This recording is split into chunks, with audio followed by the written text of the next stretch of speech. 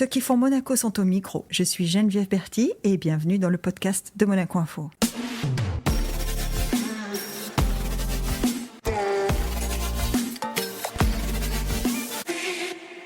Notre invité du jour crée de la magie à Monaco en tant que directeur artistique et chorégraphe depuis plus de 30 ans des Ballets de Monte-Carlo. Une compagnie qui continue de défendre la danse académique traditionnelle de haut niveau, comme il aime à le rappeler, tout en y intégrant de la contemporanéité. Bonjour, Jean-Christophe Maillot. Bonjour. Jean-Christophe, alors c'est un mot un peu compliqué, contemporanéité, mais effectivement, ce qui est frappant quand on regarde ton œuvre, et je le dis avec un grand O, en tout cas les 40 ans qui viennent de s'écouler, c'est cette espèce d'équilibre incessant que tu veux mettre entre la danse, qui est quand même ton inspiration, hein, et la danse physique, académique, comme on l'imagine, avec des sauts déportés, avec des... Voilà, et ce nouvel élan, ton expression à toi, ta chorégraphie à toi, tes mouvements à toi. Et ça, c'est toujours... Moi, je me suis toujours demandé comment il fait. Mais d'abord, je pense qu'un artiste, finalement, quoi qu'il fasse, hein, la danse, de la peinture, ce qui nous intéresse à un moment, c'est qu'il nous parle de lui, il nous parle de ce qu'il est. Et moi, je suis né dans un milieu artistique, puisque mon père était... peintre, il était professeur aux Beaux-Arts et il était scénographe, donc il faisait beaucoup de choses au niveau de l'opéra, du ballet, etc. Et à la maison, on était en permanence envahis par des metteurs en scène, des chanteurs d'opéra, des chorégraphes. Je n'ai connu que ça. Tu tombé dedans quand tu étais petit, quoi. Oui, oui, puisque j'ai même le souvenir on me dit, hein, mais dans le berceau, ma mère nous emmenait sur la scène du Grand Théâtre. À l'époque, il n'y avait pas les mêmes lois qu'aujourd'hui. Il faisait les lumières pendant la nuit. Ma mère arrivait, elle faisait à manger sur la scène du théâtre. Et apparemment, on mettait un couffin de côté où le petit dormait. Donc moi, j'ai toujours respiré l'odeur de la poussière du théâtre. Et j'ai toujours été entouré par une idée au niveau de la culture qui fait que tout se rencontre. Que le théâtre rencontre la danse, que la danse rencontre les arts plastiques rencontrent la musique, et entouré en permanence, sans hiérarchie, de tous ces personnages assez extraordinaires, du plus original au plus fou. Et donc, finalement, je pense que j'ai eu toujours cette ambition de réunir les opposés d'une certaine manière. C'est-à-dire que je me suis nourri de ça. J'ai, par la suite, quand je suis allé chez Rosella Hightower, dans cette merveilleuse école à Cannes, cette femme qui était une femme vraiment exceptionnelle, qui était une des premières à avoir compris que quand on fait une école de danse, avant de former des danseurs, il faut former des artistes. Ouais. Et donc, il faut leur donner la possibilité d'accéder à la danse espagnole, à la danse folklorique, au mime, au théâtre, à l'expression au chant, corporelle. Voilà, une rencontre complète. Et donc, je pense que c'est tout simplement, j'ai presque envie de dire, génétique. C'est-à-dire que je pense que c'est même... Oui, ça vient plus d'une nature que d'une volonté. Je ne sais même pas si je pourrais y échapper à cette idée d'être aussi passionné par une danse académique, très élitiste parfois, et pour les danseurs et pour le public, jusqu'à cette danse contemporaine qui a quand même ouvert des portes assez extraordinaires en donnant la possibilité à tous les types de corps de danser, à un public d'aussi peut-être se sentir plus concerné par des choses qui étaient plus... qui lui parlaient plus que ces espèces de choses éthérées de la danseuse sur pointe qui flotte sur scène avec ce garçon en collant, ce qui n'est pas forcément... représentatif de la réalité. Représentatif. Et puis surtout, je pense que c'est dû au fait que j'ai trouvé, en arrivant à Monaco, l'outil idéal pour appliquer finalement ce qui est probablement fondamentalement ma nature. Oui, parce que tu dis j'ai trouvé à Monaco, alors d'aussi loin que je me souvienne, ce que tu as créé à Monaco, c'est toujours un univers qui est à la fois graphique, puisque tu invites des artistes pour faire tes affiches, pour faire tes décors, qui sont des décors uniques, des affiches uniques. Tout ça, ce sont des œuvres. Hein. C'est pas un type qui a fait un dessin et qui te l'a corrigé à Photoshop et qui t'a dit voilà. Il y a un vrai univers. Tu invites aussi des artistes pour fabriquer des costumes, pour imaginer des costumes, des couleurs, des formes, etc. Et c'est toi qui mets, alors je dirais pas le pantalon, enfin, mais tu fais danser tes danseurs dans des tenues qui ne sont pas académiques. Hein, on est très loin du tutu. On peut l'avoir parfois, mais parfois, oui. Mais pas systématiquement. Et du collant, même si on l'a aussi. Et donc, il y a cette... il y a cette complémentarité que tu viens de décrire, hein, de tous ces arts qui se rencontrent, y compris tes danseurs. Tu les fais parler sur scène, tu les fais jouer la comédie sur scène, beaucoup. Est-ce qu'il y a un moment où tu t'es dit, mon credo à moi, ce sera de mettre tout ça bout à bout pour en faire qu'un? Ou est-ce que ce sont des influences qui te sont venues? Voilà. Non, en fait, c'est une profonde conviction qu'être chorégraphe, ça n'est pas être écrivain ou être peintre. Ouais. C'est-à-dire que le propre de la chorégraphie, c'est qu'elle n'existe pas par elle-même. Premier exemple, quand tu crées une chorégraphie, à la différence d'un écrivain, un écrivain, il va prendre son papier, il va coucher les mots sur le papier. La relation est immédiate, elle est directe. Le mot qu'il a écrit est celui qu'il lira. Moi, quand je fais un mouvement, quand je crée un mouvement avec un danseur, le mouvement qu'il va me rendre est très rarement celui que moi j'ai fait, puisque son corps est différent, sa dynamique est différente, sa perception des choses est différente. Donc déjà, tous mes mots sont condamnés à passer au travers de quelqu'un d'autre, qui est le danseur. Et par ailleurs, une fois que j'ai ce corps du danseur qui est à la fois partition et acteur, tu ne mets pas un spectacle en scène si tu n'as pas de musique. Donc, il faut en plus que j'ai une relation avec le monde musical. Et par ailleurs, tu ne peux pas non plus poser les gens sur scène sans aucune esthétique. Donc, il va falloir envisager un décor, il va falloir envisager... Et donc, ce que j'aime dans la chorégraphie profondément, c'est que c'est un art de partage. C'est-à-dire qu'on ne peut pas le faire tout seul. Donc, c'est un art où, pour moi, la relation à l'autre est fondamentale. Ouais. Tu n'existes pas sans l'autre. Donc, ça t'oblige, enfin, en tout cas, moi, ça m'oblige à créer avec une équipe de gens que j'apprécie, de gens avec qui j'ai envie de partager des choses, avec qui on a un point de vue commun, mais dont je sais que leur univers va enrichir le mien. Ah ouais. Donc, quand on fait un spectacle et qu'on est tout seul sur scène à penser le spectacle tout seul, à mes yeux, c'est moins intéressant que quand on pense un spectacle et qu'on va, en plus, adjoindre à ce spectacle le cerveau de Ernest Pignon-Ernest, le cerveau de Schubert ou de Prokofiev, le cerveau de Drio pour la lumière, le cerveau de Kaplan pour plus les artistes. Plus les artistes. Donc, c'est un art absolument exceptionnel. Je trouve... je défends cette idée beaucoup parce que je pense que c'est presque mon identité. Ouais. Je pense qu'il y a beaucoup de chorégraphes qu'on arrive à reconnaître plus facilement que moi par rapport à leur langage chorégraphique, parce que ce sont des véritables inventeurs de signes au niveau de l'écriture.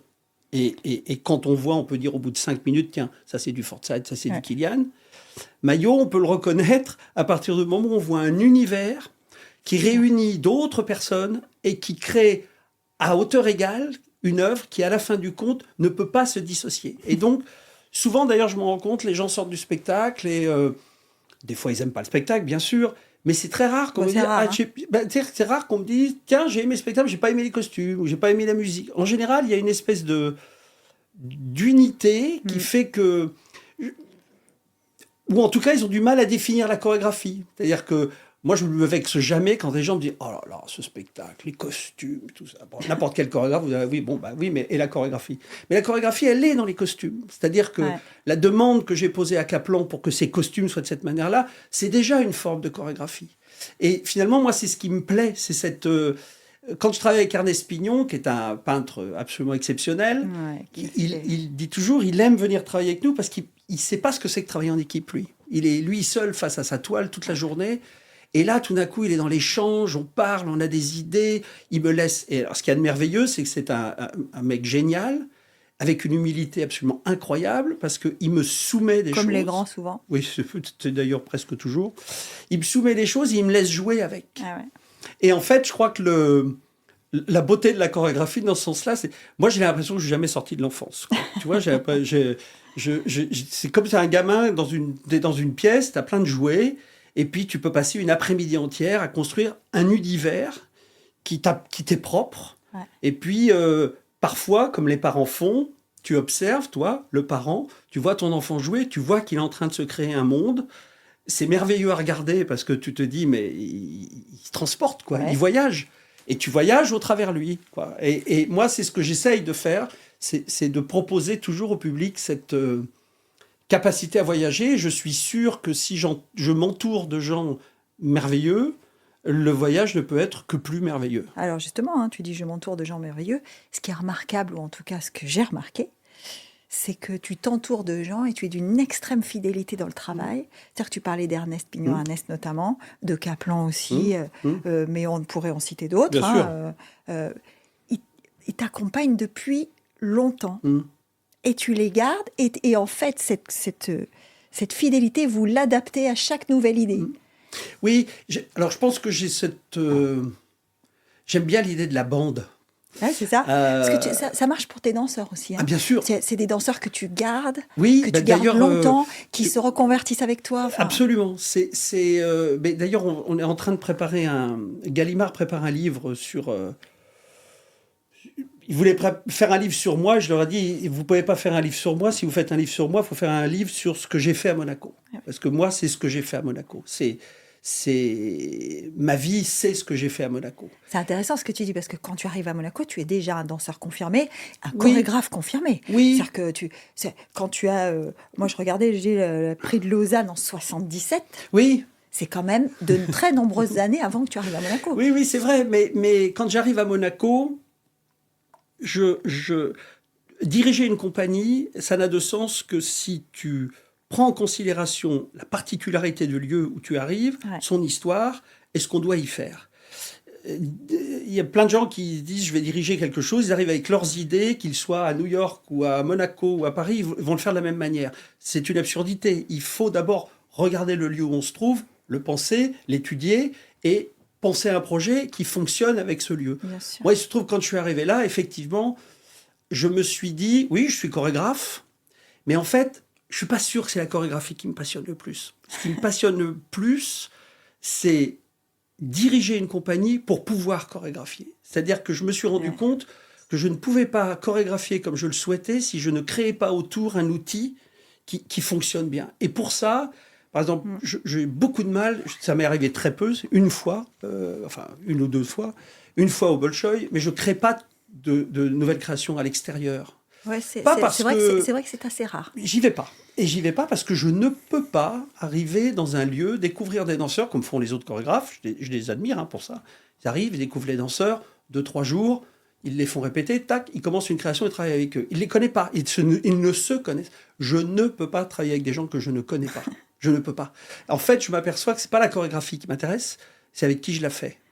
Et quand je suis arrivé à Monaco, j'ai eu cette chance extraordinaire d'avoir un outil qui était déjà magnifique. Esquer et Lacote avaient fait un travail, la qualité des danseurs était déjà indiscutable. Et je me suis rendu compte que j'allais pouvoir, moi, travailler chorégraphiquement, mais je n'allais pas être celui qui allait devoir les nourrir tout seul. J'allais avoir la possibilité d'inviter des chorégraphes et les meilleurs. C'est-à-dire que moi, ça m'a toujours... enthousiasmé que de faire venir des chorégraphes de grands talents autour de moi et sans crainte parce que faut l'affronter, la comparaison avec un Forsyth, avec un Kilian, enfin c'est des espèces de monstres. Et finalement, je me dis que ça va enrichir mes danseurs. Si j'enrichis mes danseurs, ça m'enrichit moi. Et finalement, tout ça fonctionne d'une manière assez... C'est la théorie Monaco, ça. Hein, c'est ton succès et notre succès. Mais Monaco, il y a ce côté magnifique d'un tout petit pays par la taille. Mais moi, je me suis toujours imaginé que j'étais comme à Londres ou à Paris.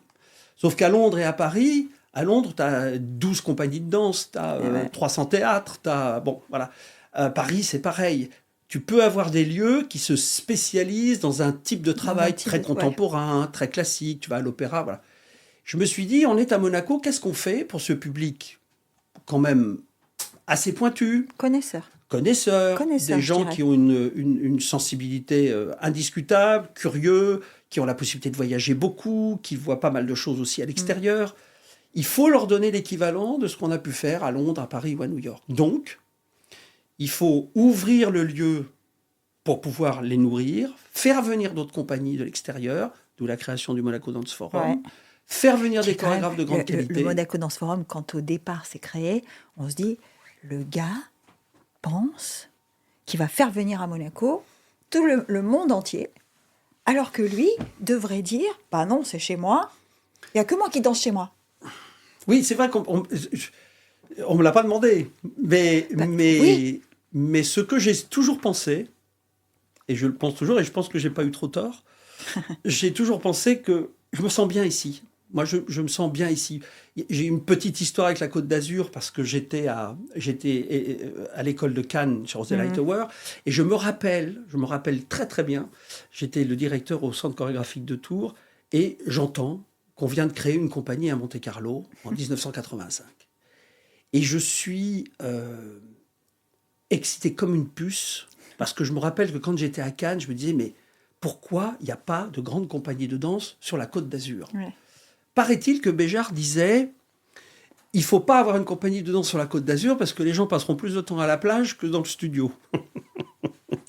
Et il était une de ces personnes qui était convaincue qu'il faut avoir un univers assez morne et triste autour de soi pour être motivé par ce qu'on fait. Moi, je ne crois pas. Moi, je pense qu'il faut. Moi, je crois beaucoup à la joie. Je crois beaucoup à la bonne humeur. Je suis convaincu que travailler. J'ai la chance extraordinaire de jamais avoir trop souffert dans ma vie. Ouais. J'ai pas vécu d'épreuves abominables. Je peux pas revendiquer une souffrance que j'aurais besoin, sous une forme de résilience, de rendre publique parce que ma vie a été extrêmement joyeuse. Elle a été très heureuse. Elle a été très chanceuse. Et je ne peux parler que de ce que je connais. Ouais. Et C'est bien que tu parles de chance parce que moi je t'écoute et là j'essaye de faire le chemin. Donc je sais que tu es à Tours. En tout cas, tu es originaire du centre de la France, il me semble. oui, de Tours. Voilà, donc tu es à Tours, à Cannes. Et là, je me dis, comment il arrive à Monaco ? Parce que effectivement, tu sais qu'il y a une compagnie qui a été créée, mais comment tu arrives à Monaco ? Il y a quand même, quand tu dis chanceux, avant de connaître ta réponse, moi j'ai envie de te dire, il y a eu un coup de pouce du destin. Oui, il y a eu Pierre Lacotte qui était le premier directeur de cette compagnie avec Guylaine Tesmar, qui m'appelle en tant que jeune chorégraphe français pour venir faire un ballet à Monte-Carlo. Guylaine Tesmar quand même, voilà, monsieur. Voilà. Donc j'arrive et j'ai remonté mon ballet. La compagnie a été créée en décembre 85 et j'ai fait mon premier ballet en février 86, qui était la Symphonie des Adieux. C'est super short. Oui, ça a été un moment assez délicieux et la Cotte m'a commandé immédiatement une grosse création pour 2 années plus tard, qui était en 89, qui était le Mandarin merveilleux, avec Guylaine Tesmar elle-même. Et Guylaine Tesmar qui veut danser pour toi quand même. Oui, et c'était un moment. Déjà, il y a déjà. Oui, l'idée c'était assez exceptionnel, assez extraordinaire. Ouais, voilà. Et puis surtout, moi, j'étais à Tours, j'avais une belle compagnie, mais modeste. On était 12 danseurs. J'avais évidemment pas les moyens d'avoir des danseurs de la qualité de ceux qu'il y avait à Monaco. Et quand j'ai goûté cet outil, c'était quelque chose d'extrêmement tentant. Mais quand en 92, je suis revenu ici parce que je créais l'Enfant et les Sortilèges, que m'avait commandé Jean-Yves Esquer, l'ancien directeur, dont j'étais très jaloux. Parce que quand Guylaine Tesmar et Pierre Lacotte sont partis, ils ont nommé Jean-Yves Esquer, c'était un ami que je connaissais, puisqu'on avait dansé ensemble à Hambourg. Et je me dis, mais pourquoi on lui demande à lui ? Pourquoi on ne me demanderait pas à moi, qui suis, je suis dans ma petite ville à Tours, mais ça ne me tomberait pas sur moi, ce genre de chance, ça tombe sur lui. Et puis, 4 ans plus tard, il démissionne, j'étais là en train de faire la création, et le destin fait que la princesse me le propose. Quand tu dis la princesse, pardon pour ceux qui Princesse nous écoutent, Caroline. La princesse Caroline. Et je sais que j'ai mis 6 mois à me décider, mais la vraie raison, c'est parce que je pétais de trouille. Ouais. J'étais pas sûr que j'allais... Parce qu'il y a un truc dans ce que tu dis, c'est que tu avais une compagnie à Tours, mais que tu créais ailleurs à l'époque. Oui. Ce que tu ne fais plus aujourd'hui, Non. enfin en tout cas moins, c'est ce que tu dis. Donc ça veut dire qu'à Tours, si je suis ton raisonnement, tu te sentais moins installé, ou en tout cas moins chez toi, moins dans ton univers. C'est peut-être normal compte tenu de l'époque, mais là où je voulais en venir, c'est... tu dis, j'étais pété de trouille, très bien, mais à quel moment tu veux faire ce shift dans ta façon, voilà, en disant, non, moi, mon truc, c'est plutôt d'être dans un endroit et de construire. Mais en fait, à Tours, il faut remettre dans le contexte, c'était les années 80, Jacques Lang au ministère de la Culture, explosion de la danse contemporaine en France. Explosion. Incroyable. Et moi, parce que ça, c'est le destin aussi, Monsieur Maillot. Oui, d'être à ce moment-là un jeune chorégraphe. Oui, mais sauf qu'à cette époque-là, j'étais un peu à contre-courant avec ma danse dite plus académique. Et ça marchait pas du tout. Et je me mentais à moi-même. C'est-à-dire que ce que je créais là-bas ne me ressemblait pas. Et c'est en arrivant à Monaco, avec ce sentiment d'être dans un autre pays, de ne plus avoir à subir finalement cette pression particulière qui était en France à l'époque, libéré de ce complexe du dit néoclassique, ayant en face de moi un outil absolument incroyable de danseurs et de danseuses hors du commun, que je me suis dit, mais ça c'est moi. Et en fait, j'avais la trouille de me retrouver moi-même, d'avoir le courage de ne pas être dans cette mouvance purement contemporaine et de me dire, mais pourquoi tu t'interdirais d'être qui tu es ? Et en arrivant à Monaco, j'ai pu être qui je suis, c'est-à-dire un amoureux profond de cette danse dite académique, c'est-à-dire de ces danseurs aussi, parce que ce sont des danseurs avec un niveau d'exigence, une force de caractère. Niveau de travail absolument incroyable. Ouais. Et j'ai pu commencer à faire... J'ai fait près de 30 ballets à Tours. Ils ont tous disparu. Je les ai tous effacés. Je n'ai même plus une trace. J'ai quelques traces vidéo très légères, VHS de l'époque, qui commencent qui vraiment... sont plus utilisables. C'est pas grand-chose. Voilà. Et je dis finalement, j'ai fait à Monaco en couleur ce que j'avais fait en noir et blanc à Tours. Ouais, non, mais c'est l'évolution d'un artiste aussi, ça. On a des époques. Hein. Oui, et à Tours, ça marchait, mais en fait, pour moi, la vraie reconnaissance en tant que chorégraphe, elle a commencé à Monaco avec 2 ballets. Le premier, c'était Dove la Luna, que j'avais fait d'ailleurs pour la princesse Caroline. Et c'était au moment où mon père était en train de mourir. Et Vers un paysage, qui est le ballet que j'ai fait après sa mort. Ouais. Qui ont été 2 pièces qui ont été bien reconnues de manière internationale et qui m'a permis d'avoir cette dynamique qui m'a permis d'oser. C'est étonnant ce que tu dis en parlant de ton père, que tu remets dans ce contexte, parce que en t'écoutant, je me disais, il y a une chose qu'on n'a pas dite à propos de Tours, c'est que le fait de partir de Tours, tu quittes aussi cette famille de scène, cet entourage. Tu as dit, moi j'ai grandi dans la poussière du théâtre, donc cet entourage qui te faisait baigner là-dedans aussi. Hein. Est-ce que eux avaient une influence sur ton style ? Mais j'ose dire aujourd'hui, avec beaucoup de respect pour mon frère, mais j'ose dire aujourd'hui que j'ai le sentiment parfois que mon père est parti très tôt, puisqu'il est parti, il avait 62 ans. C'est jeune. Il est parti pour me laisser la possibilité d'exister sans avoir à lui demander son avis. Ouais. Et comme par hasard... Il y avait quand même. Oui. Il y avait quand même. Moi, je suis parti au Ballet de Hambourg pendant 5 ans en tant que danseur professionnel. C'est là où j'ai fait ma carrière jusqu'à ce que je me casse le genou. Et quand j'ai annoncé à mon père que je revenais au Grand Théâtre de Tours comme directeur, il m'a dit « Mais ça ne tient pas debout, tu ne vas pas revenir dans ta ville de naissance. » En plus, pour lui, Tours, c'était vraiment une petite ville de province. Et il a tout à fait raison, d'ailleurs. Et... une jolie ville de province. Oui, et puis je pense que j'avais pas fait mes preuves, j'avais rien fait, j'avais pas de raison d'exiger qu'on m'offre quelque chose comme ça. Il fallait... au début, à Tours, on faisait... on en parlait avec Grinda l'autre fois, je faisais pratiquement 40 opérettes par an et puis 2 spectacles de ballet dans l'année. Mais moi, j'ai tout fait. J'ai fait Rose de Noël, j'ai fait Méditerranée, j'ai fait Traviata, j'ai fait... un metteur en scène venait, il me disait « Faites-moi une danse sur une place en Italie. » J'ai même fait la danse des bouteilles dans Méditerranée, tu vois, un peu ça. C'est-à-dire qu'il fallait prendre des bouteilles et faire danser les gens avec des bouteilles.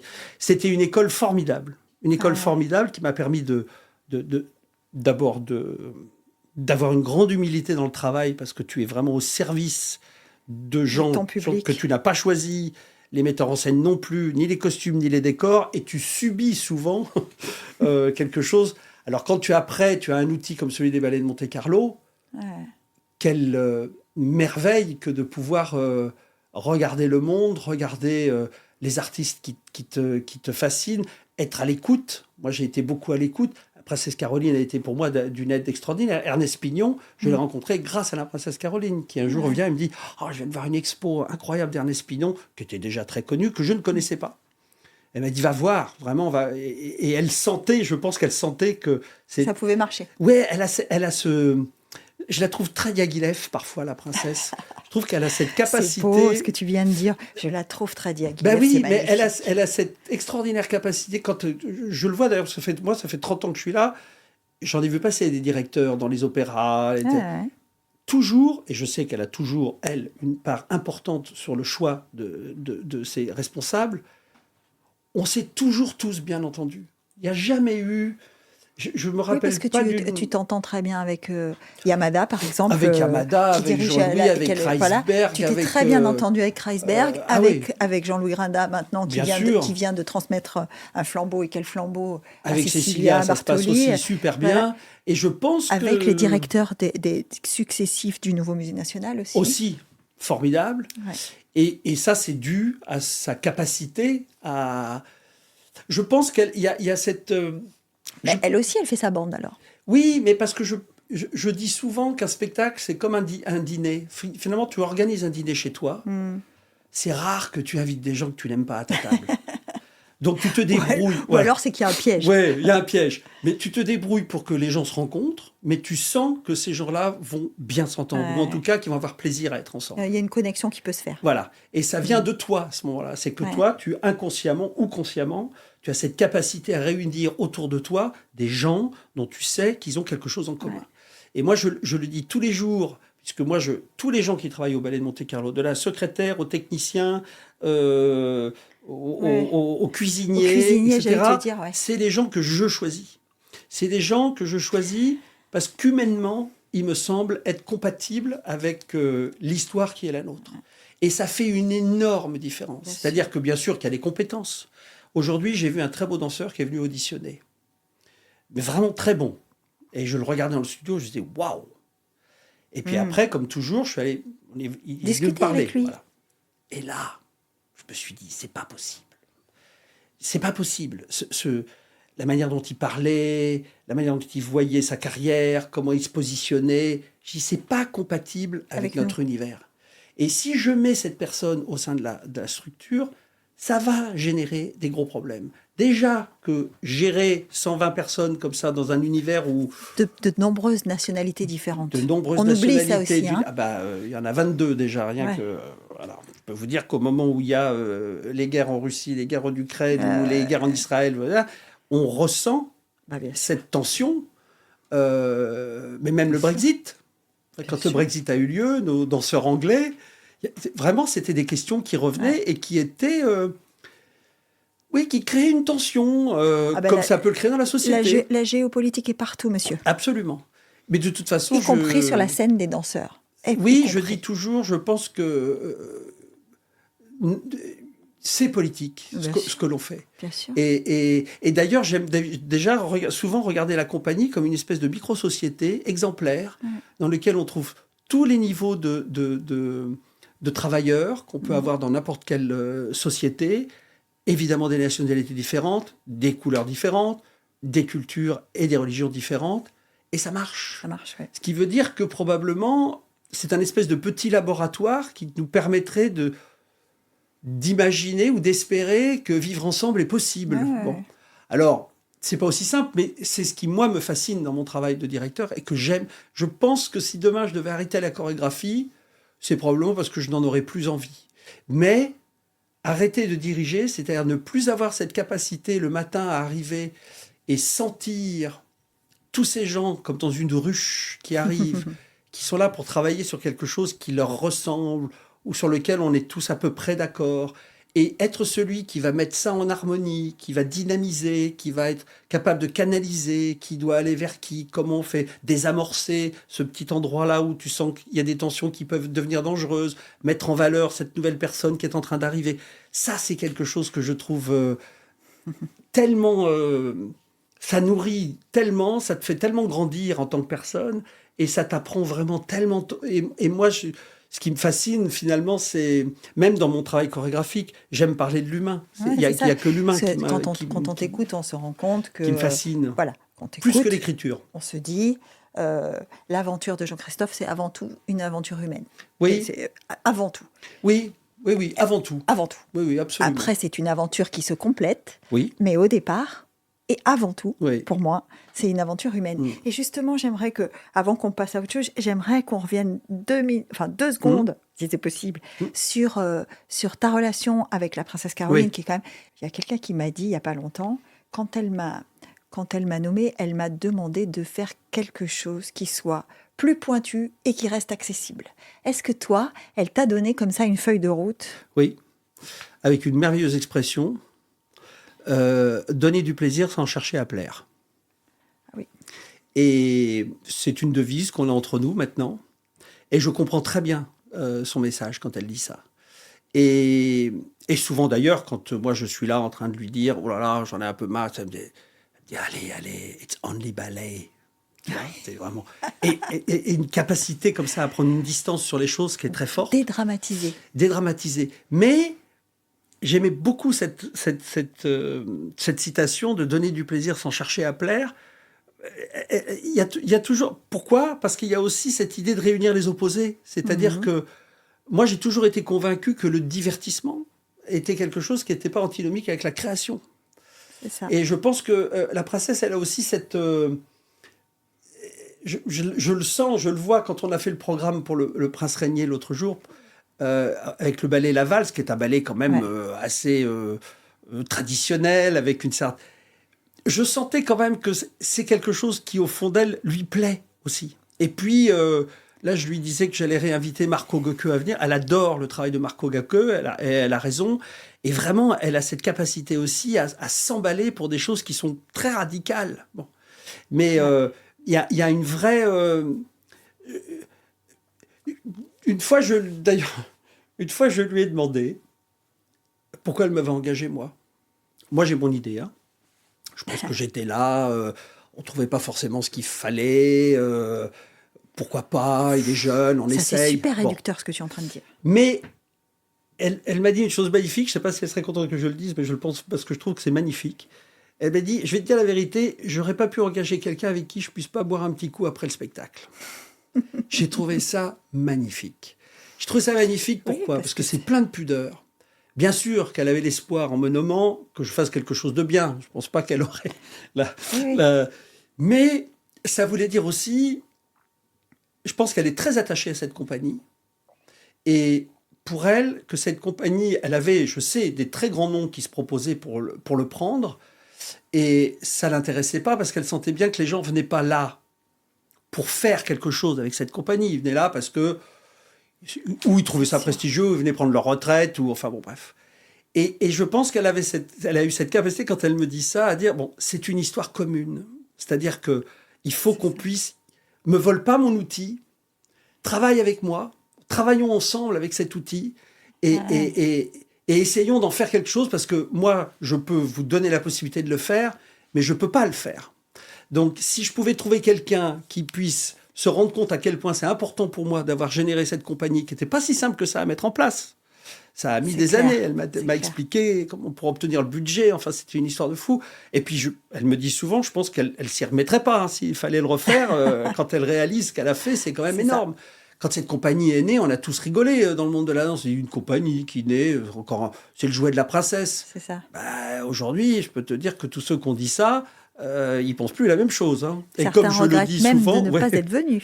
Et je pense qu'il y a cette délicatesse-là, cette finesse dans sa capacité d'analyse, son instinct qui lui a permis de sentir les choses. Et il est vrai que c'est une histoire qui, pour moi, au-delà même de la relation entre la présidente et le chorégraphe, il y a une relation d'amitié profonde parce qu'elle est cimentée par des souvenirs absolument extraordinaires qu'on a au travers des spectacles, des rencontres humaines, des gens qu'elle a vus, ce qu'on a vécu, le Monaco Dance Forum, les Nijinsky, Sid Charisse, Jeanne Moreau, Cunningham, enfin bon. Et un objectif commun. Avec cette volonté en plus qu'on soit un ambassadeur en dehors de Monaco. Et voilà, tu fais, voilà, tu vois, là aussi, c'est pas un hasard. Parce que j'allais venir à ça, je disais, quand elle te dit, il faut en faire quelque chose. Ce que vous avez réussi à en faire, je dis vous. Oui, Vous, absolument. ce que vous avez réussi à en faire, et ça, c'est extrêmement remarquable.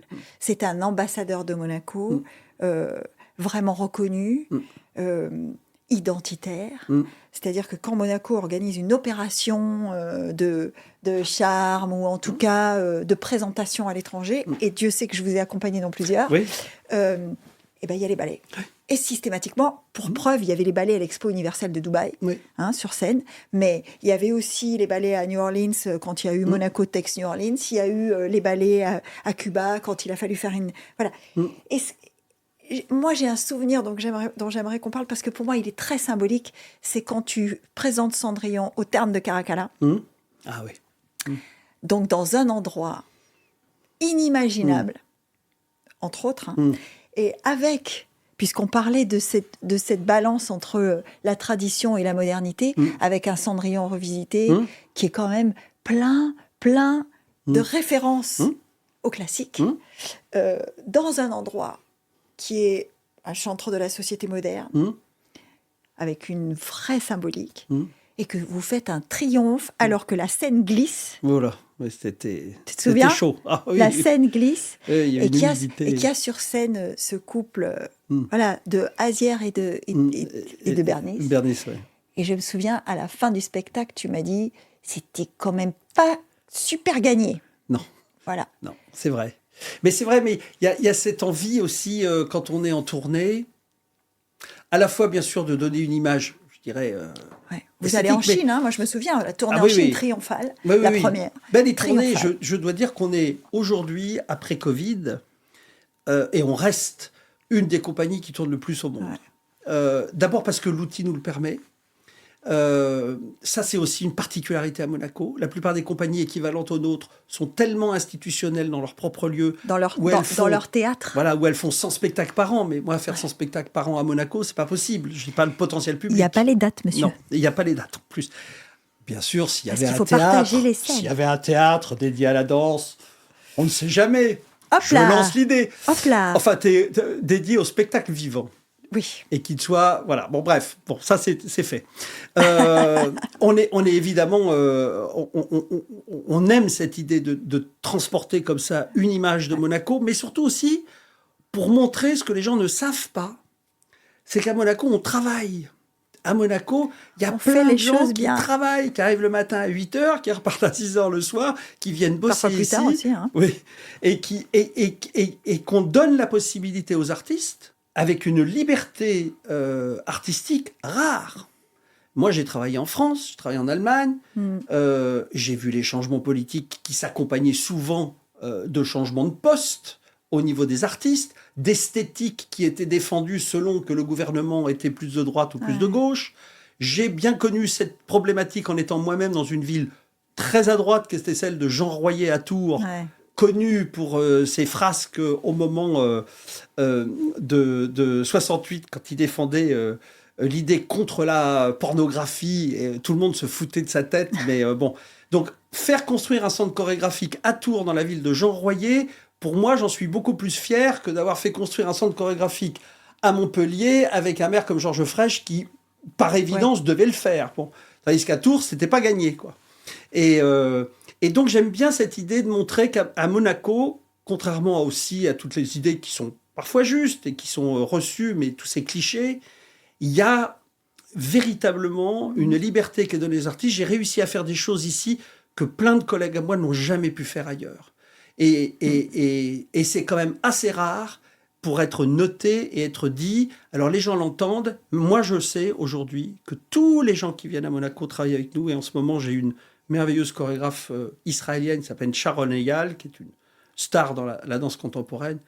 Jamais ils n'ont travaillé dans des conditions aussi exceptionnelles que ça. Ils me disent, mais ils le sentent, ils disent que la souplesse, la légèreté avec lesquelles on fait face aux choses, le bien-être, le bonheur qui transpire dans cette structure, il n'est pas dû au hasard. On ne on ressemble obligatoirement à un moment ou à un autre aux gens qui vous dirigent. Alors tu dis, c'est pas du hasard, le bien-être, la bienveillance, etc. Moi, ça me fait penser quand même que on a eu cette discussion, toi et moi, il y a très longtemps. Un jour, on est à Barcelone, il y avait un spectacle au Lycéo, qui est quand même un théâtre. Voilà. Magnifique. Et à la sortie du spectacle, on a été boire un coup. On n'était pas seuls, il y avait plein de monde. D'ailleurs, tes danseurs qui sont souvent... Il y a cet esprit dans la compagnie. Oui. Et tu me parles de cette vision de réunir sous un même chapeau, dans une même impulsion commune, dans une même dynamique, appelle ça comme tu veux, de réunir toutes les étapes. Et tu me dis, ça doit partir de la formation des danseurs, donc de l'académie, et ça va à la carrière professionnelle, à l'expression chorégraphique s'ils en ont envie, et à la reconversion. Parce que pour moi, c'est important. Mes danseurs, je ne les lâche pas. C'est vrai. C'est vrai. Et on fait une photo dans 3 jours avec 26 personnes qui sont dans la compagnie aujourd'hui à des postes très différents, qui ont tous été danseurs au Ballet de Monte-Carlo. Ah ouais, c'est ça. Et tu vois, c'est quand tu dis c'est pas un hasard. Non. Tu as en plus, en réalité, quelque chose qui le montre. C'est-à-dire que cette photo sera la preuve de ce que tu expliques. Oui, parce que quand on a des... C'est terrible pour un danseur de s'arrêter de danser. Quand tu arrives à 35 ans... On n'a pas parlé de 38, ça parce que 33. Toi, tu t'es arrêté de danser. Et moi, je me suis arrêté, mais j'étais forcé. Mais c'est une des choses les plus douloureuses que j'ai à faire. Je l'ai fait il y a 3 jours. Quand tu as travaillé pendant 10 ans ou 15 ans avec un artiste avec qui tu as tout partagé au niveau du travail, et un jour, tu t'aperçois que le rôle qu'il faisait le plus souvent, il ne peut plus le faire. Ou il ne doit plus le faire parce que si tu le laisses faire, tu ne lui rends pas service et ça n'est pas valorisant pour lui. Mais parfois... Alors, si c'est Bernice, c'est elle qui vient dans mon bureau et qui me dit « Je ne fais plus Juliette à partir d'aujourd'hui ». Mais je dis « Bernice, tu peux encore faire Juliette ». « Je ne fais plus Juliette à partir d'aujourd'hui. Point barre. Terminé. » On n'a pas parlé de Bernice, mais... Mais là, cette personne... Il ne l'a pas fait. Non, et il ne le fera pas. Et donc, c'est à moi, à ce moment-là, de devoir déchirer cette relation en disant « stop », ce qui est extrêmement douloureux. Ouais. Et en leur disant en plus... ça va être extrêmement douloureux de t'arrêter. Et c'est extrêmement... Il n'y a pas un danseur... Quand un danseur me dit « Oh, moi, je m'arrête l'année prochaine, ça va, je suis prêt. » Ne sous-estime pas la violence. La violence, oui. Parce que, imagine un être humain lambda, on fait une carrière. Quand tu as 50 ans, 55 ans, tu commences à réfléchir, tu peux faire un bilan de ta vie artistique, ta vie professionnelle. Professionnelle, oui. Eux, ils ont commencé à 20 piges, à 32, il faut qu'ils la fassent déjà. Il faut déjà qu'ils l'anticipent. Parce qu'ils savent qu'à 38, ça va s'arrêter. Et il faut qu'ils recommencent leur vie. Ouais. Et en plus, la plupart du temps, ces danseurs de formation classique, ils sont rentrés à l'école. Moi, j'ai commencé la danse à 7 ans. Ouais. Et moi, à 17 ans, j'étais en compagnie. Tu ne fais pas d'études supérieures. Donc, tu te retrouves... Tu n'es pas armé. Tu n'es pas armé. Bon. Et surtout, tu ne sais pas ce que c'est de ne pas faire ça. Et tu ne sais pas ce que c'est de ne pas faire ça. Et tu ne sais pas où mettre cette énergie que tu mettais 6 heures par jour, tous les jours de la semaine, d'un jour à l'autre. Tu parles d'énergie physique parce que effectivement, quand on parle danseur et qu'on n'est pas danseur, ce qui nous impressionne le plus, c'est cette capacité physique quotidienne. Oui. Quotidienne.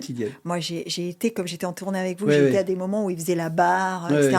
Et je me disais, mais comment ils font ? Moi, je serais éreintée. Oui. Et eux, ils ont... Et le spectacle fini, et ils dansent encore après. Mais je les admire. Il y a une personne assez formidable qui s'occupe du centre de formation des footballeurs à Monaco, qui fait un truc formidable. Il amène les jeunes footballeurs aux imprévus. Aux imprévus, oui. Pour leur montrer ce que c'est que des athlètes. Que l'effort physique. Ce que c'est que des athlètes. Et ce que c'est qu'un corps musclé, harmonieux, qui a travaillé toutes les parties de son corps. Bien sûr. De la pointe du pied au bout des doigts, il y a tout. Oui, et puis alors, je pense qu'ils sont...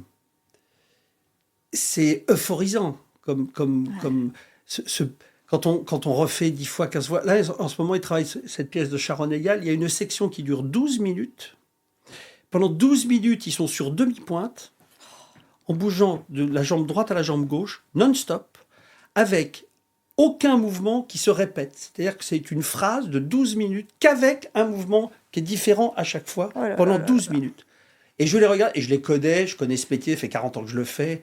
j'étais bluffé. Je me disais, mais le truc a fini, je criais bravo. Je dis, mais comment vous avez fait ça?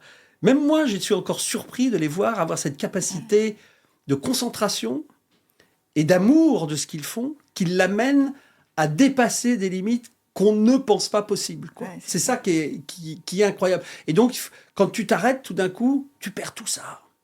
Tu perds ta reconnaissance. Tu perds ta satisfaction. Tu perds ta satisfaction. Tu n'as plus de contact avec le public. Tu perds les applaudissements. Je me rappelle que quand Bernice s'est remis à danser, elle m'a dit, non mais, en fait, c'est pas vraiment d'être sur scène qui était le plus difficile pour moi. Et je me suis rendu compte à quel point ça me manquait avant le spectacle. Tout ce qu'il y a avant, c'est-à-dire les efforts que tu as fait pour quand tu arrives dans ta loge, que tu te prépares, que tu es un peu tendu, que tu es un peu nerveux, que tu grattes tes chaussons, que tu t'allonges sur la scène, que tu regardes les projecteurs d'en haut, etc. Tout ce moment-là qu'on ne mesure pas, mais c'est comme le bonheur. On ne le mesure que quand il est parti. Et ben voilà, et ben c'est la même chose. Et donc il faut les aider, les danseurs, pour ça. Il faut les accompagner. Là, je dois dire qu'à l'époque, les Amis du Ballet, qui n'existent plus aujourd'hui, nous accompagnaient très bien parce qu'on a financé beaucoup de reconversions. La première, la plus importante, était celle de Max Manfroy, qui est un merveilleux... prof de Pilates, maintenant. Pilates, et puis Peter Lewton, qui est un merveilleux ostéopathe, qu'on a aussi été un des premiers à reformer. C'est merveilleux de se dire que des gens, on peut les aider, on les aide très modestement. C'est très simple. Hein.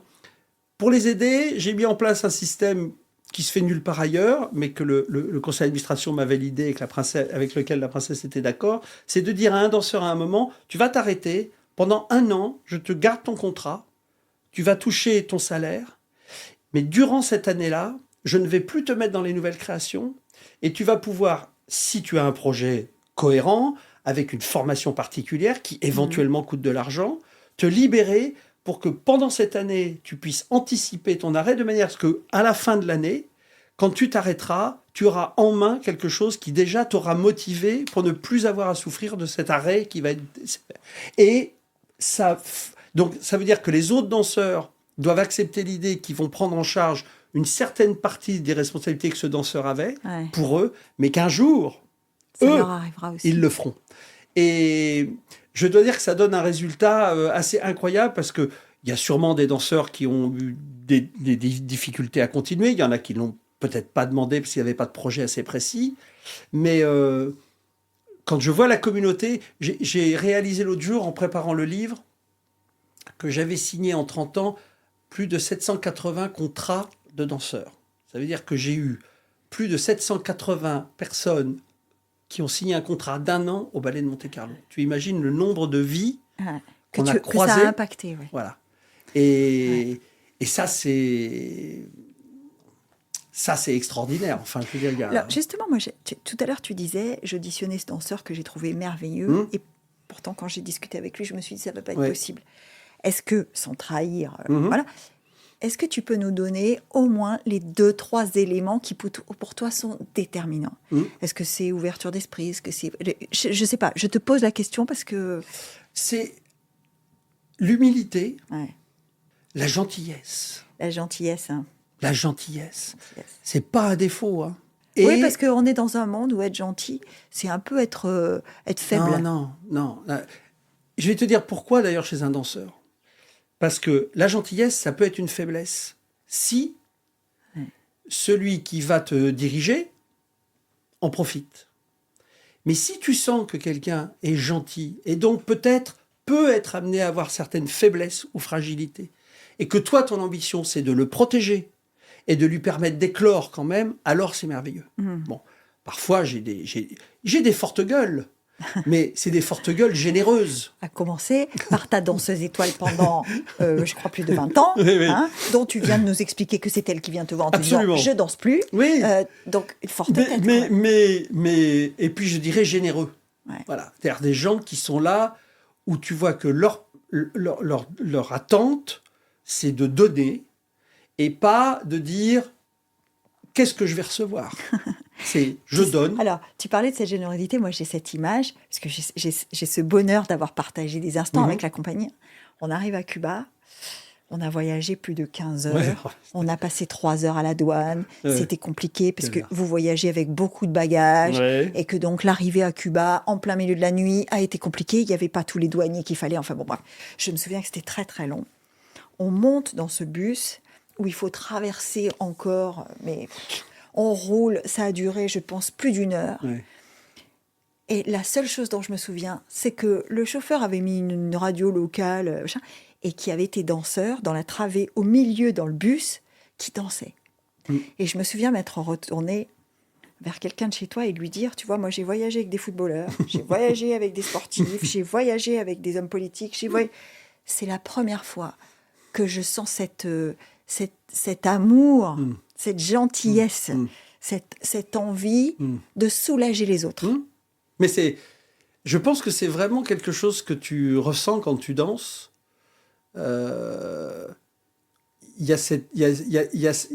Si un danseur n'a pas cette générosité-là, cette ambition de partager ou d'offrir, c'est pas très intéressant. C'est-à-dire, t'as les danseurs qui se regardent, ah oui, et ça ceux-là, doit être ils terrible. effraient. Et puis, t'as les danseurs qui se regardent, mais pas pour se vanter, mais tout simplement pour amplifier et corriger ce qui peut, chez eux, les rendre encore plus magnifiques.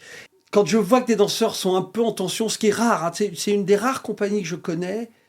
Oui, il n'y a pas de dispute. Oui, parce que quand tu as 50 danseurs, il y a toujours des petits clans. Alors bon.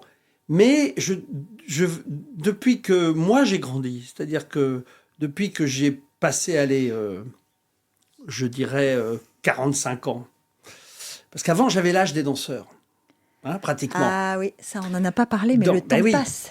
Eh oui, j'avais l'âge des danseurs, donc il y avait une ils arrêtent, espèce mais de... toi tu continues. Je vais te dire, la plus des grandes différences, c'est qu'ils me disent vous maintenant. Ça fait un choc, ça. Ah oui, je te le concède parce que moi ça m'arrive aussi. Hein. Eh ouais. Alors, et j'ai dit, est-ce que j'ai la tête d'être ta mère? Non, ben oui, mais voilà. Pourtant, oui.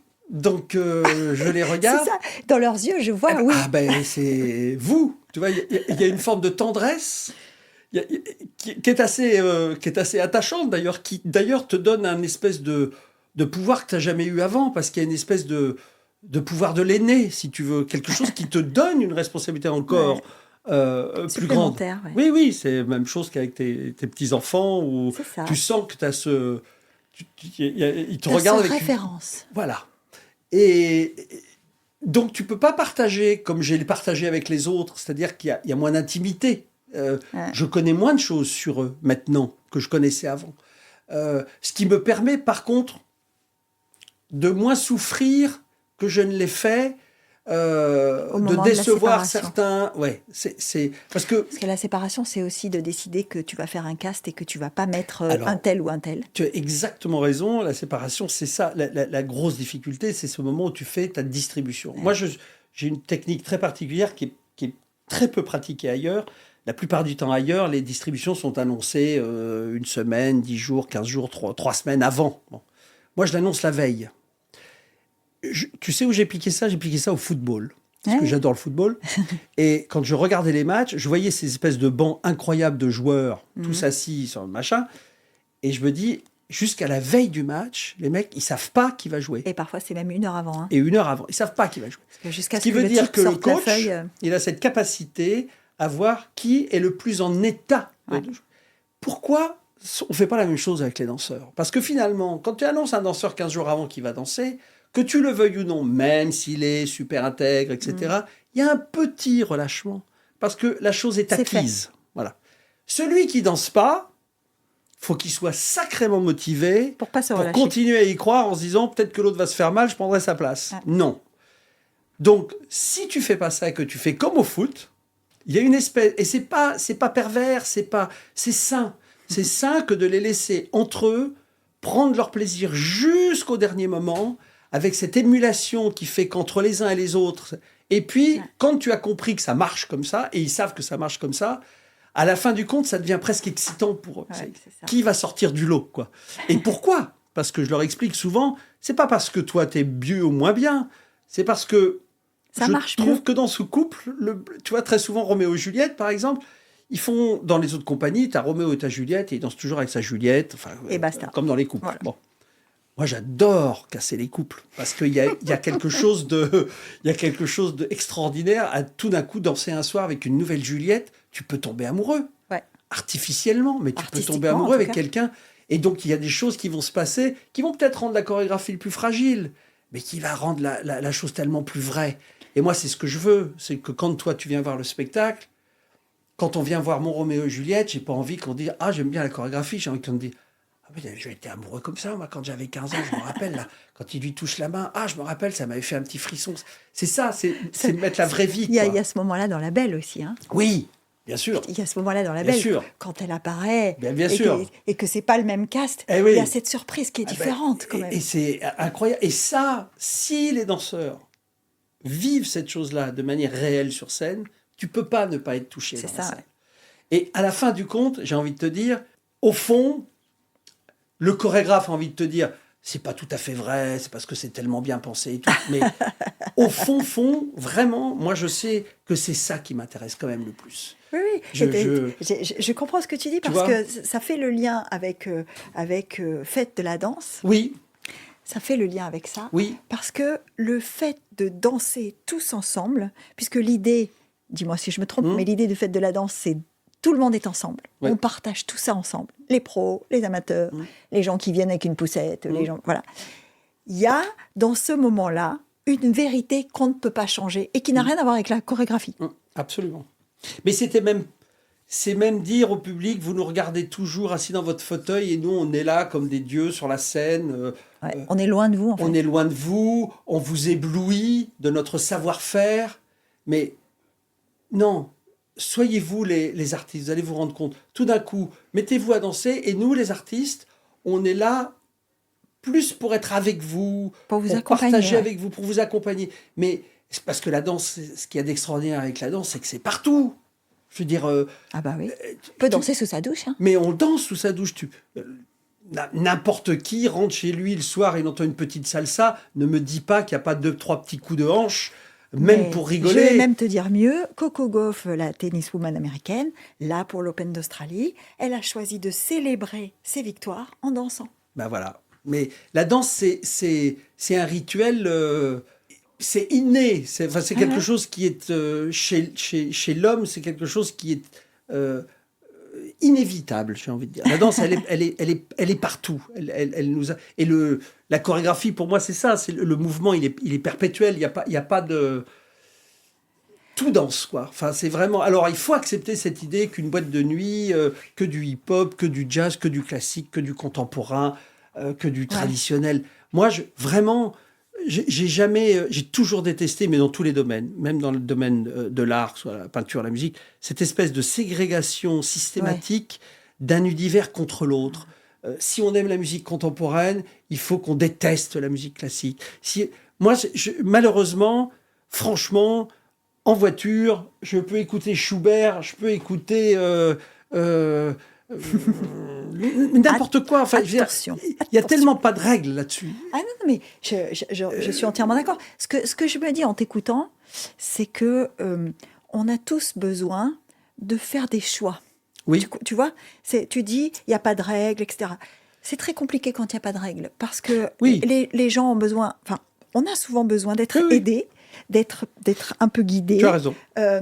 Et surtout, ça aboutit à ces cadres qu'on pose et qu'on dit, si tu aimes le classique, tu n'aimes pas ça, si tu fais ça, tu vas pas faire ça. Et ça donne un certain... Tu as raison. Ça rassure les gens. Tu as raison, mais cadrer. Il faut cadrer les choses. Mais moi, ma chance, c'est que, en tant que chorégraphe, je fais ça, mais en tant que directeur, je peux faire plus. Eh ouais. C'est l'avantage de la double casquette. J'invite des chorégraphes dont j'aime pas particulièrement le travail. J'invite des compagnies dont je suis pas forcément fan de ce qu'ils font.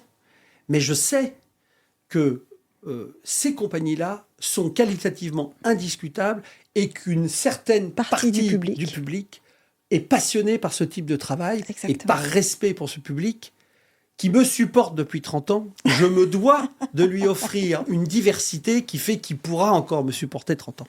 Parce que si je ne lui donne que ce que j'aime et que ce que je fais, c'est insupportable. Est-ce que c'est une recette que tu appliques à tes enfants ?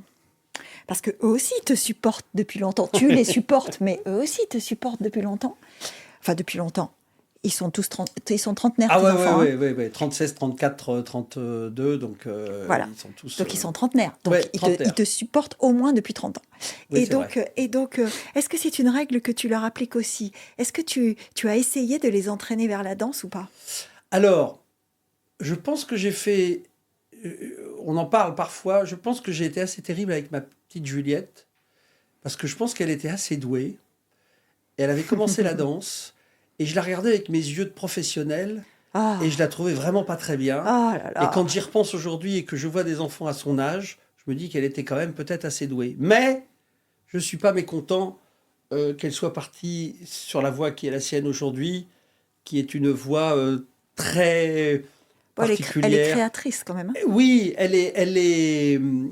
Je dois dire que je suis très très heureux de mes trois enfants. Beaucoup d'admiration pour mon ex-femme, dont je suis divorcé, mais qui a eu quand même ce courage assez incroyable d'élever ses trois enfants entre l'âge de 12 et 19 ans. C'est-à-dire que moi, j'étais très très peu présent. Beaucoup J'étais sur les routes. beaucoup sur les routes. Mais quand on sait ce que c'est que l'adolescence, y faire face toute seule, chapeau. Euh, ils sont vraiment magnifiques. Les trois sont dans des domaines artistiques, ce qui m'a assez... enfin, pas qui m'a surpris, mais de manière très surprenante. C'est-à-dire que Augustin, lui, il a, je pense, hérité de son grand-père. Il est un merveilleux... alors, c'est vraiment un des seniors designers chez Chanel. Hein, il fait toutes les collections. Il est le responsable directeur artistique de la collection de Barry, maintenant. Donc, il est vraiment ancré dans cet univers-là. Il m'a fait d'ailleurs très beaux costumes pour la Mégère. J'allais te dire, les costumes de la Mégère, on s'en souvient tous. Hein. Et c'est marrant parce que c'est vraiment un gamin. Je revois mon père avec lui en train de dessiner les camions de pompiers. Il Augustin, pardon, si, parce que tu parles de la Mégère, alors justement, les costumes de la Mégère, c'est l'explosion de la couleur. Oui. Et c'est très surprenant. Oui, puis il y a un sens du vêtement. Ouais, et de l'harmonie, dans du le mélange. Costume, qui était très surprenant. Mais c'était terrible parce que lui, j'attendais qu'il me fasse les costumes. Je lui ai donné un défi terrible. Hein. Quand ton père, moi je me rappelle, quand mon père me faisait une réflexion, ça prenait du poids. Alors évidemment, tu ne mesures pas toi. Quand j'ai dit à Augustin, est-ce que tu veux me faire les costumes de... Je pense qu'en lui disant, est-ce que tu veux me faire les costumes de la Mégère, il a entendu, tu vas faire les costumes de la Mégère. Ouais. Et il ne les sortait pas, ces costumes. Ça a duré un bon moment. Et un jour, le Bolchoï m'appelle, il dit, il me faut les maquettes. Et il était à Monaco à ce moment-là avec moi. Je l'ai enfermé dans l'appartement. Et j'ai dit, tu ne sors pas tant que je ne sors pas les maquettes. Et là, je reviens 8 heures plus tard, toujours dans sa chambre. J'ouvre la porte et je vois des merveilles par terre. Tous ces dessins. Et je sentais que c'était là. Hein. Il n'arrivait pas à le sortir. Ouais. Ah, j'en avais les larmes aux yeux. Je regardais et je disais, c'est bien. Je regardais, je disais, putain, la vache, le con, c'est super bien, quoi. Et il regardait avec des petites mèches comme ça et tout. Waouh, là, j'ai dit, quand même, ça m'a bluffé. Et je ne suis pas surpris de voir où il est aujourd'hui. Et la Juju, elle, c'est une espèce d'actrice. Je pense qu'elle a inventé... C'est une actrice, elle a toujours rêvé, et elle a fait. Elle va refaire un film là prochainement avec Marshall. Elle aime ça. Mais c'est une merveilleuse cuisinière. Mais en fait, c'est une actrice de la vie. C'est-à-dire que c'est quelqu'un qui aime... Je pense qu'elle n'a pas réalisé qu'en fait, sa vie est un film permanent. Quoi. C'est un personnage c'est magique, ça. Hors du commun. Et bon, Félix, c'est un merveilleux photographe. Alors lui, je ne sais pas d'où c'est sorti. C'est un gamin qui, a priori, ne me montrait aucune affinité artistique. Il a un œil sidérant. Il s'est construit tout seul. Autant Augustin, je sais que je l'ai accompagné, il a été proche de Karl, ouais. il a aimé avec mon père, il était un peu le pied à l'étrier. Juliette, bien sûr, pareil, parce qu'elle, c'est ma plus grande fan et qu'elle vient voir tous les spectacles, qu'elle est passionnée par la danse, même si je l'ai frustrée en lui interdisant d'en faire, mais peut-être que je lui ai rendu service, on ne le saura jamais. Ouais. Félix, c'était un gamin, il voulait être agent de joueur de foot. Encore le foot, mais dis-moi, dans la famille Maillot, il y a du foot. Hein. Mais ils sont tous fans de foot. Ouais. Mais le foot. parce que le foot à haut niveau, Tu sais, Ernest Pignon, il peut rater une conférence pour voir un match de foot. Hein. Il y a une espèce de... J'adore. Moi, J'adore ce pouvoir du sport. Oui, j'ai toujours réfléchi, moi, en disant, mais le jour où on va être capable de faire un spectacle qui te met autant de sensations qu'une finale de la Coupe du Monde, où jusqu'à la dernière seconde, la chose peut basculer. Est-ce qu'on est capable un jour de faire un spectacle qui va donner une telle vibration, une telle tension. Telle tension, et où le spectateur devient le joueur. C'est-à-dire que la fameuse phrase « on a gagné, ils ont perdu ». Bon, il y a cette sensation que tu fais partie de la chose, que tu es là, que c'est toi qui as le ballon, c'est toi qui tapes. Et franchement, quand je regarde ça, je me dis, mais je ne sais pas si c'est possible de créer un spectacle qui puisse créer à un moment une telle attente, tu vois. Alors, c'est difficile à imaginer, parce qu'il y a le suspense qui manquera toujours. Dans un spectacle, il y a moins de suspense, à moins que ce soit la première fois que tu le vois.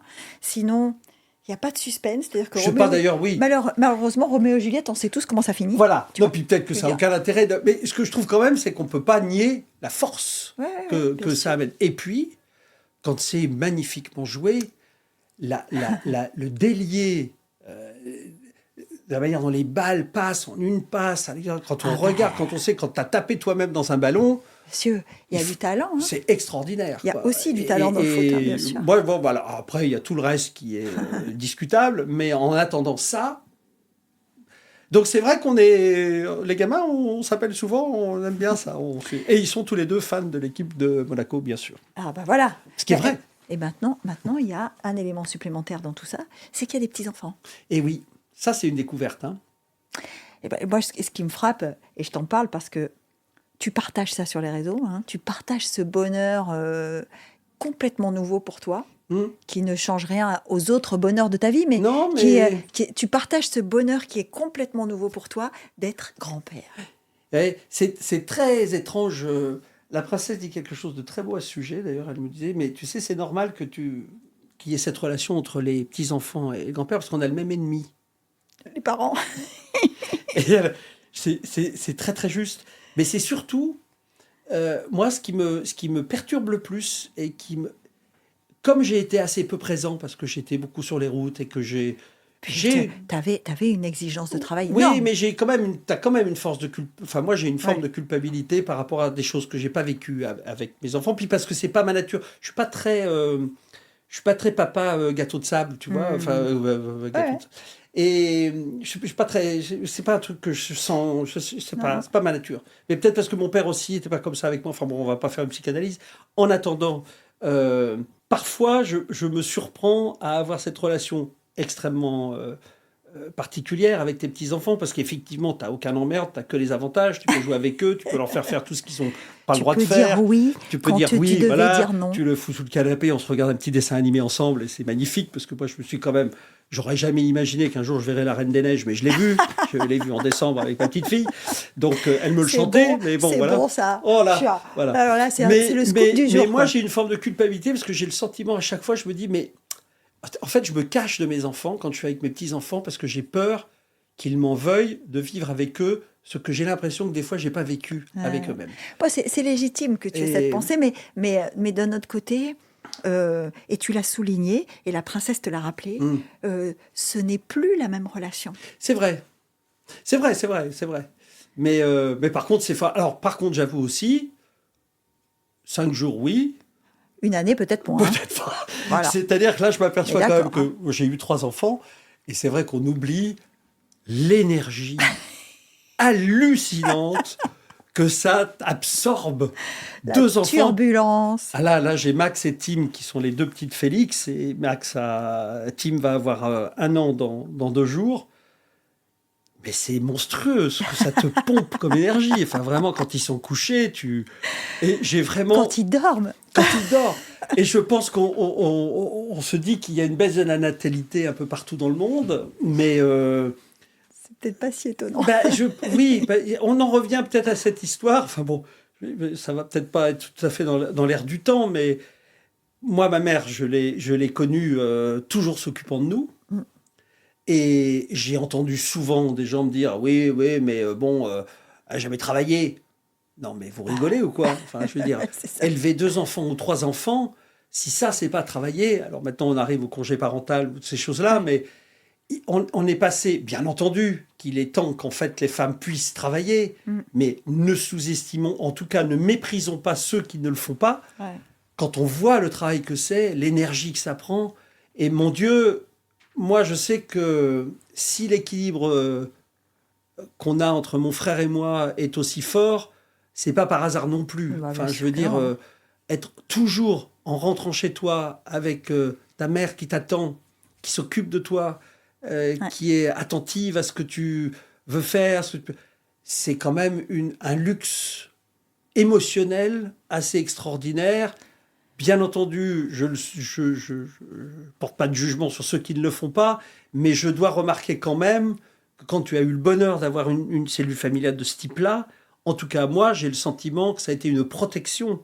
Alors peut-être que je serais devenu un génie euh, extraordinaire si j'avais eu beaucoup plus de douleurs, de souffrances, de malheurs, et que. Ouais. Mais en attendant, on ne se réinvente pas. Peut-être que j'ai passé plus de temps dans ma vie à essayer de rendre en tout cas cet excès de bonheur et de bien-être que j'ai eu le Ouais. privilège de vivre. Et ben finalement, ça m'est pas désagréable. Je suis en train de préparer un prochain spectacle où j'ai envie qu'on se pose la question du spectacle justement sur le rire, la joie, le bien-être. Et finalement, on a toujours le sentiment d'exister plus facilement quand tu crées, quand tu es dans un rapport Le tourment, ouais. oui, le tourment, ce qui, bien entendu, je veux dire, Oui, les Rimbaud, ça existe, reste bien sûr. extraordinaire, bien évidemment. Bon, mais, mais je pense On quand peut être même joyeux et que, prolixe, c'est ça que tu dis. ouais, ce fameux donner du plaisir, encore une fois. Quand tu sens quand même que tu es en train de faire quelque chose. C'est pour ça que moi j'aime beaucoup dans mes spectacles, très souvent il y a un rapport à l'humour ou à la drôlerie, au théâtre dans le théâtre. Mm. Moi je suis un grand fan de Bénil, j'adore de Funès, enfin bon, je veux dire, c'est toutes ces choses-là même l'absurde Et maintenant, de me la Reine réjouit. des Neiges. La Reine des Neiges, ça, j'ai quand même un peu plus de balles. Même, je suis très anti-Disney, moi. Hein. J'ai entendu mon père pendant des années me dire Disney est une pollution. Il voyait ces gamins qui venaient aux Beaux-Arts. Enfin, maintenant, aux Beaux-Arts, si tu dessines, t'es condamné. Mais à Ouais. l'époque, ils étaient encore obligés de faire des dessins pour pouvoir rentrer aux Beaux-Arts. Et ils dessinaient toujours des espèces de Des trucs Mickey. et ça le rendait absolument, absolument fou. Et il n'avait pas tort, d'ailleurs. Il n'avait pas tort. Bon, et maintenant, alors, qu'est-ce qu'on peut te souhaiter maintenant? Parce que on a parlé de tout ça, et il y a une chose qu'on n'a pas évoquée, c'est est-ce qu'il y a un moment donné où tu te dis j'ai envie de faire autre chose? Non. Non. Faire autre chose, non. Alors, c'est très curieux parce que quand même, j'ai 63 ans. Et Bon, c'est super jeune. non, c'est pas super jeune. 63 ans, tu es condamné à quand même. Moi, j'ai toujours vécu avec un sentiment fort d'immortalité. Hein. Mais vraiment, parce que je pense que mon énergie vitale était tellement forte que c'est vraiment quelque chose d'après. Je pouvais même m'imaginer à un moment que j'allais peut-être défier la nature. J'allais peut-être pas mourir un jour. Et puis j'ai eu cette emmerde de santé à 50 ans. On m'a coupé un petit bout du ventre. Et j'ai perçu pour la première fois ce que c'était que la La fragilité. vulnérabilité. Ouais. Et là, j'ai pris conscience de quelque chose. Et alors, quand j'ai eu 50 ans, j'ai vécu très mal ce moment. Parce que, alors je peux le dire facilement maintenant, parce que j'étais plutôt un beau gamin quand j'étais jeune. Et je retrouve des photos de moi avec mes grands cheveux blonds et tout. Je dis, putain, il était beau le mec. Quand même. Et ça n'a tellement plus rien à voir avec maintenant que je peux le dire. C'est comme si c'était quelqu'un d'autre. Tu vois. Mais quand tu passes 50 ans, en tout cas moi, quand je les ai passés, j'ai eu ce moment assez monstrueux de sensation d'avoir perdu ta jeunesse. C'est-à-dire que tu rentres dans un bar ou dans une boîte de nuit et tu vois bien qu'on ne te regarde plus comme on te regardait à l'époque. Quoi. Enfin, ça ne suscite plus le même intérêt. Et tu ne peux pas encore percevoir le peu d'intérêt que peut avoir le fait de devenir plus âgé. Donc tu n'as que la sensation de ce que tu as perdu. Ouais. Et c'était très vrai. violent pour moi. Ça a été quelque chose difficilement Et j'ai eu beaucoup de mal à l'accepter. Et puis, maintenant, j'ai cette paix intérieure avec ce sentiment qu'il y a une fin, que dans la nature des choses, j'ai une douzaine d'années devant où j'ai la garantie, a priori, si la vie va plutôt bien, d'être à peu près encore en état jusqu'à 75 piges, et puis ça va se compliquer gravement après. Bon. Donc c'est rien, c'est 12 ans. C'est 12 ans. Donc, je ne peux pas ne pas imaginer les choses avec une projection réaliste de ce que j'ai envie de faire. Et je me dis que j'ai eu très longtemps envie de faire un film. C'est quelque chose qui m'a beaucoup trotté dans la tête. Mais j'ai plus le temps d'avoir des ambitions démesurées. Ouais. Je trouve que ça n'a pas d'intérêt. Je pense que ce qui a de l'intérêt, comme je l'ai toujours fait, c'est de vivre année après année Ce que tu as envie de vivre. comme une vie. Voilà. Moi, la chance que j'ai au ballet, c'est que chaque année est une vie. J'ai des nouveaux danseurs, des nouveaux projets, des nouveaux spectacles. Et puis à la fin de l'année, on recommence. Et ce cycle propre à la vie des saisons, c'est quelque chose qui, dans ma profession, existe, puisque j'ai mes spectacles de décembre, mes spectacles d'avril, mes spectacles de juillet. Donc ma vie est cadrée, et chaque année est une petite vie, puisque je vais rencontrer de nouveaux danseurs, de nouveaux chorégraphes, etc. Eh bien, je vais te dire, mon ambition là, elle est de me laisser porter jusqu'à ce qu'on me dise éventuellement, papy, dégage, il faudrait peut-être mettre un jeune, ça fera du bien à tout le monde. Et ça arrivera, bien entendu. Et probablement que je pense avoir la décence de le faire avant que ça ne devienne insupportable. Si j'avais vraiment le sentiment à un moment ou à un autre que les spectacles qu'on propose commencent à vraiment décliner dans leur qualité, ou que les danseurs sont vraiment plus regardables. On n'en est pas là. Hein. Je pense pas. Donc je pense là-dessus que je vais résister. Et au jour peut-être où cette espèce de moment magique que j'ai tous les matins quand j'arrive à l'atelier, que j'ouvre la porte, puis que je regarde le studio, puis que je vois ces 50 gamins. Ouais. Tu vois, parce que c'est Dorian Gray, le ballet, tu comprends? C'est Dorian Gray. Ouais. Tous les matins, tu ouvres la fenêtre, ils ne vieillissent pas, quoi. Ils ont toujours 20 piges. J'en ai 63, ils ont toujours 20 piges. Donc, cette énergie qui t'est balancée comme ça tous les matins au visage, par cette jeunesse insolente, qui te garde plus jeune quand même si les articulations souffrent un peu, et la chance que j'ai incroyable... Qui m'entoure. Et puis, j'ai une équipe incroyable de maîtres de ballet, danseurs, Bernice qui me permet de ne pas me faire vieillir en tant que chorégraphe, parce que là où je ne peux plus faire les mouvements comme je le faisais avant, c'est elle qui les fait. Ben, elle les fait. Heureusement, parce que si les danseurs traduisaient exactement ce que moi je fais, je peux te dire que ça ferait un peu Bal des vampires. Parce que là, elle a immédiatement la capacité à magnifier ce que moi j'envisage avec une telle connaissance de mon vocabulaire, et cette transmission, cette courroie de transmission, elle est extraordinaire. Donc, il n'y a que ça qui m'intéresse en ce moment, c'est comment je passe cette courroie de transmission entre les gens qui ont vécu cette aventure avec moi. Ces gens, là, j'ai ma Giovanna Lorenzoni qui est la première personne, quand je suis arrivé en 92, en 93, je lui ai dit, tu t'arrêtes de danser, tu deviens maîtresse de ballet avec moi. Et elle est ce que j'appelle ma Bible, c'est-à-dire que depuis 40 ans, elle a remonté tous mes ballets, elle connaît sur le bout des doigts chaque pas de chaque ballet, la musique, les lumières, les décors. Elle a tout remonté un peu partout dans le monde entier, et elle s'arrête. T'imagines? C'est-à-dire quelqu'un avec qui elle s'arrête, quoi. Elle s'arrête, elle va plus être là. C'est super dur. Tu vois, comme quoi, toute la carrière qui entoure la danse, que ce soit les danseurs, les chorégraphes, les maîtres de ballet, les patrons de compagnie, il y a ce déchirement à un moment donné, parce que cette aventure humaine, vous pouvez pas... elle est avant tout. Ben oui, puis qui a envie de mourir, en fait? Tu vois ce que je veux dire? Parce que c'est des petites morts à chaque fois. C'est-à-dire que... Oui, ou c'est des petites morts, ou alors tu pourrais le considérer comme des nouveaux départs.